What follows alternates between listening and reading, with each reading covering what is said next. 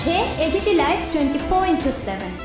ये है AGT Live 24/7। This is AGT Live 24/7। আমি শ্রী স্যার দয়া করে মঞ্চে এসে আসন গ্রহণ করবেন।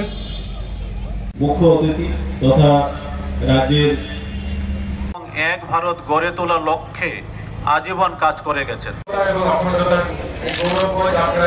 ভাই বোনেরা আজকে আমাদের সঙ্গে রয়েছে, তোমাদের উপপ্রধানমন্ত্রী এবং রাষ্ট্রীয় স্বরাষ্ট্রমন্ত্রী সর্দার বল্লভভাই প্যাটেল সেটাকে সুপ্রতিষ্ঠিত করতে পেরেছিলেন। এই সুমহান কাজটি বল্লভভাই প্যাটেলের সম্মানে ভারত সরকার 2018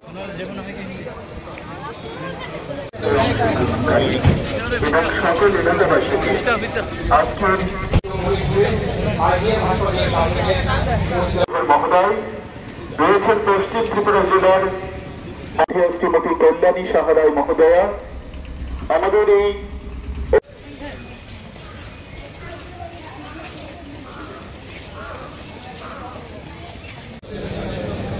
আমি আমার দেশের ঐক্য অখণ্ড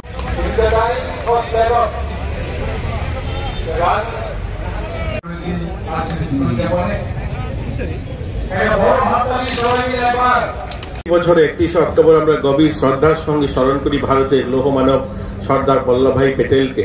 স্বাধীনতার পর তিনি দূরদর্শিত দৃঢ়তার নেতৃত্বের মাধ্যমে শতাধিক দেশীয় রাজ্যকে একত্রিত করে ভারতকে অখণ্ড জাতিরূপে রূপান্তরিত করেছেন। ভারতের প্রথম উপপ্রধানমন্ত্রী এবং স্বরাষ্ট্রমন্ত্রী হিসাবে সর্দার বল্লভভাই প্যাটেল 1947 সালের স্বাধীনতার পর জাতীয় ঐক্য প্রতিষ্ঠার প্রক্রিয়া এবং গুরুত্বপূর্ণ ভূমিকা পালন করেন।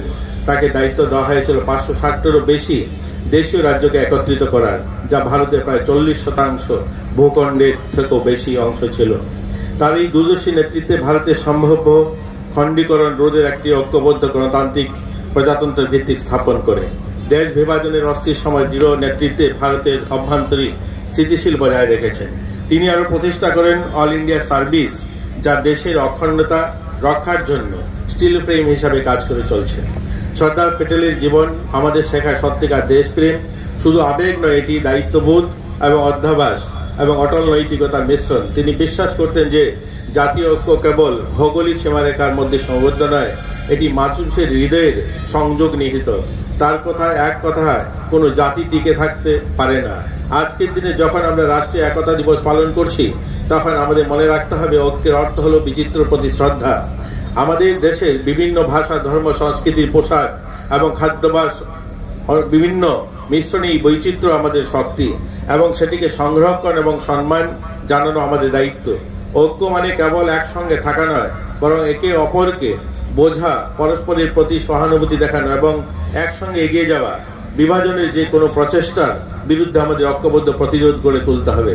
শান্তি, সম্প্রীতির, উন্নয়নের পথে দেশকে এগিয়ে নিয়ে যাওয়া হবে সর্দার প্যাটেলের প্রতি আমাদের প্রকৃত শ্রদ্ধা। চলুন আজকের এই দিনে আমরা সবাই প্রতিজ্ঞা করি আমরা সর্দার প্যাটেলের আদর্শকে জীবনে ধারণ করব। আমার আগের বক্তা বলেছেন যে এবার ভারত সরকারের পাশাপাশি আমাদের রাজ্য সরকারের অনেকগুলো কার্যক্রম হাতে নিয়েছে। ওনার এই 100তম জন্মবার্ষিকী অনুষ্ঠান উপলক্ষে আমরা আমাদের রাজ্যে আমাদের ক্রীড়া দপ্তর সহ অন্যান্য সামাজিক সংগঠনগুলো, এখানে ব্যবসায়ী বন্ধুরা, আমাদের বিভিন্ন এনজিও বা আমাদের NSS ভলেন্টিয়ার, মাই ভারত ভলেন্টিয়ার সহ সকলে মিলে আমরা অনেকগুলো কার্যক্রম হাতে নিয়েছি। আমরা ইতিমধ্যে আমাদের রাজ্যের পশ্চিম জেলাতে অর্থাৎ আমাদের আগরতলা শহরে আমরা 10 তারিখে আমাদের রাজবাড়ির সামনের থেকে আমরা 10 কিলোমিটার পদযাত্রার জন্য সিদ্ধান্ত নিয়েছি, যেটা আমাদের রাজবাড়ির সামনের থেকে শুরু হবে এবং হাঁপানিয়া মেলা গ্রাউন্ড পর্যন্ত যাবে। এবং সেই পদযাত্রা চলাকালীন সময়ে বিভিন্ন মহাপুরুষ সহ আমাদের সর্দার বল্লভভাই প্যাটেলের জীবনী নিয়ে আলোচনা হবে, দেশাত্মবোধ নিয়ে আলোচনা হবে, সঙ্গীত কার্যক্রম থাকবে, স্বচ্ছ ভারত থাকবে।